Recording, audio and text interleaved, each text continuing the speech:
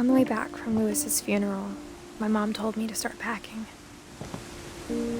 She waited until the day before we left to tell Edie. I'm not sure if she wanted to make it easier or harder.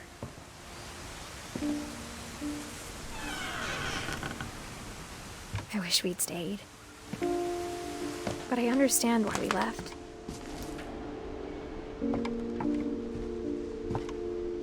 My mom ended up leaving everything behind.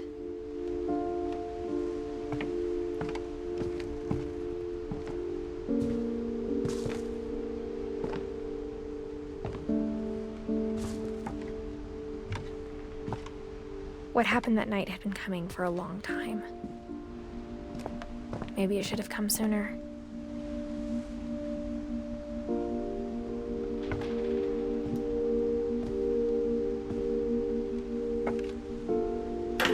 But it had to end one way or another.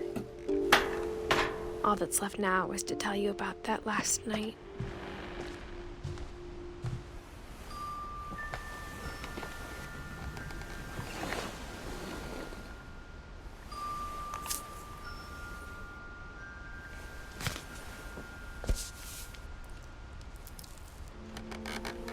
That whole last day, Edie just watched us pack and didn't say a word.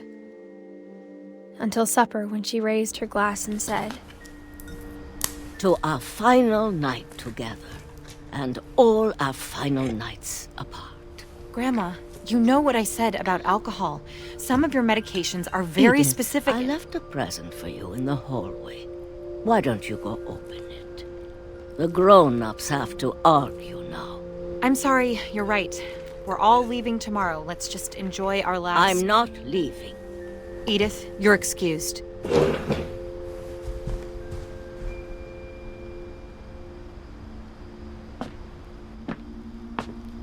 The power had been shut off that morning, but Edie always had plenty of candles. When my mom sealed the library, I don't think she knew about the other entrance. Or that Edie had a key to it.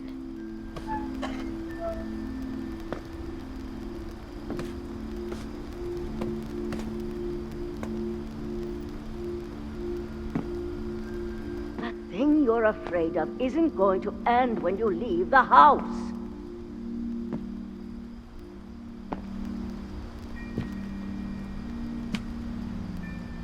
Edith has a right to know these stories. My children are dead because of your stories. I think it's best if Edith and I leave tonight.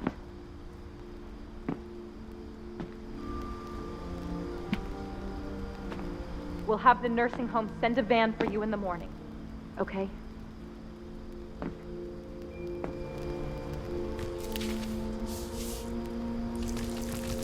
Dear Edith, there's so many stories I wish I could tell you, but there's only time for one. This is about what happened on the night you were born. That night, the tide went way, way out. It was the first and last time I ever saw the old house aground. There'd been an earthquake out in the middle of the ocean. They called it the lowest tide in 1,000 years. God, it smelled awful. You know, I've seen that house every day of my life.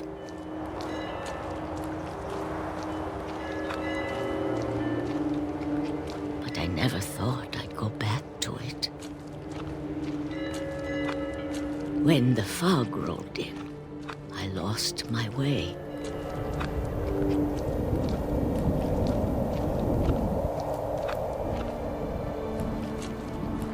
I got turned around.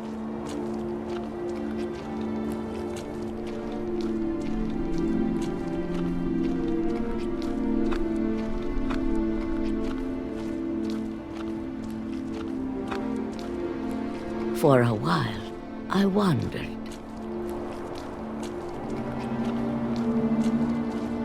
I started seeing things.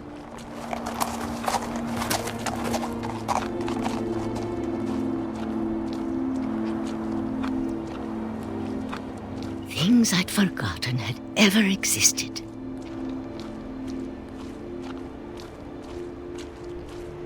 But when I saw them, they felt like old friends. That night, a lot of things came back to me.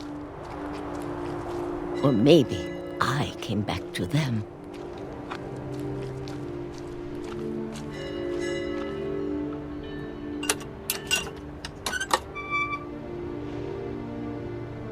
Things I can't explain, but that I need you to try and... Edith, what are you doing in here? It's mine. Edith! Mom, you're gonna rip it! Let go! I kicked and screamed, but Mom dragged me to the car. I never saw Great-Grandma Edie again. The next morning, the van came to pick her up, but she was already gone. After that, we moved around a lot.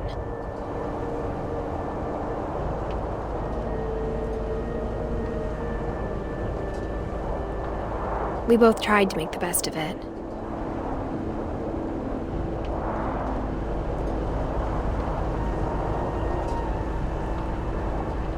A few years went by.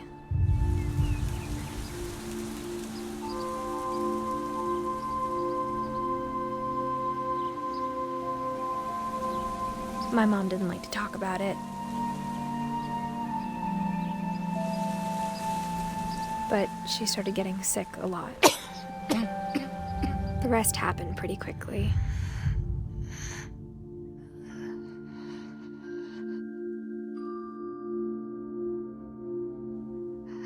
She got better for a while, and then she didn't. And then I was alone.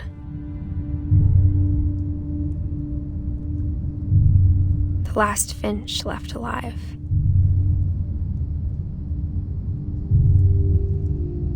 Until I found out about you. I'm still not sure what to tell you about all this. If we lived forever, maybe we'd have time to understand things. But as it is, I think the best we can do is try to open our eyes and appreciate how strange and brief all of this is.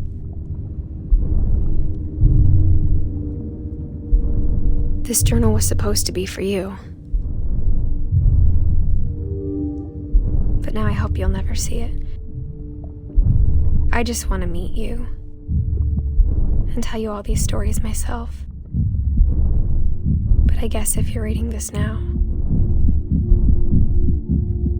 things didn't work out that way.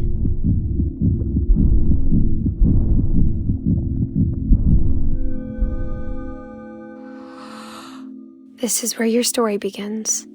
I'm sorry I won't be there to see it. It's a lot to ask, but I don't want you to be sad that I'm gone. I want you to be amazed that any of us ever had a chance to be here at all. Good luck.